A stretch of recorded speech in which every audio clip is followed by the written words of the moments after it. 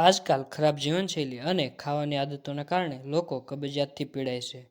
પેટ સાફ ન રહેવાના કારણે દિવસભર સુસ્તી, આળસ અને ચીડિયાપણું રહે છે. કબજિયાતના કારણે અનેક રોગો થવાનું જોખમ પણ રહે છે. આનાથી પીડાતા લોકો ઘણીવાર ડૉક્ટર પાસેથી સારવાર લે છે.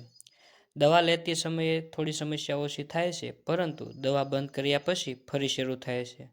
જો તમે પણ કબજિયાતની સમસ્યાથી પરેશાન છો, તો તમે આ આયુર્વેદિક દવાઓ લઈ શકો છો. કબજિયાત એક ગંભીર સમસ્યા છે.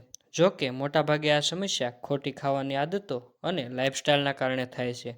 મોડા સૂવું અને મોડા જાગવું એ આ સમસ્યાનું મૂળ કારણ છે. કબજિયાતના ઘણા પ્રકારો છે. સામાન્ય રીતે આપણે તેનો ફક્ત એક જ પ્રકાર જાણીએ છીએ.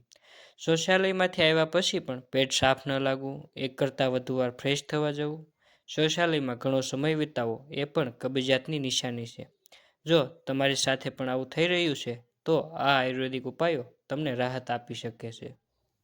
કોઈપણ પ્રકારના કબજિયાતથી રાહત મેળવવા માટે તમે આ આયુર્વેદિક દવાઓ લઈ શકો છો. તેમાં ત્રિફળા, ઈસબગુલ, એલોવેરા જ્યુસ અને અભ્યારીશનો પણ સમાવેશ થાય છે. ત્રિફળા પાવડર આમળા, હળદ અને બેહડા જેવી ઔષધિઓમાંથી બનાવવામાં આવે છે. ઈસબગુલ એ કુદરતી ફાઇબરનો સ્ત્રોત છે. તે પાચન પ્રક્રિયાને સુવ્યવસ્થિત રીતે કાર્ય કરવામાં મદદ કરે છે. એલોવેરાનો રસ ફાઇબર ઉત્સેચકો અને એન્ટીઓક્સિડન્ટોથી ભરપૂર હોય છે. અભ્યારીશનો ઉપયોગ ક્રોનિક કબજિયાતની સારવાર માટે થાય છે. હવે આ દવાઓ લેવી કઈ રીતે? તો રાત્રે 1 ચમચી ત્રિફળા પાવડર હૂંફાળા પાણી સાથે લેવાથી કબજિયાતમાં મદદ મળી શકે છે.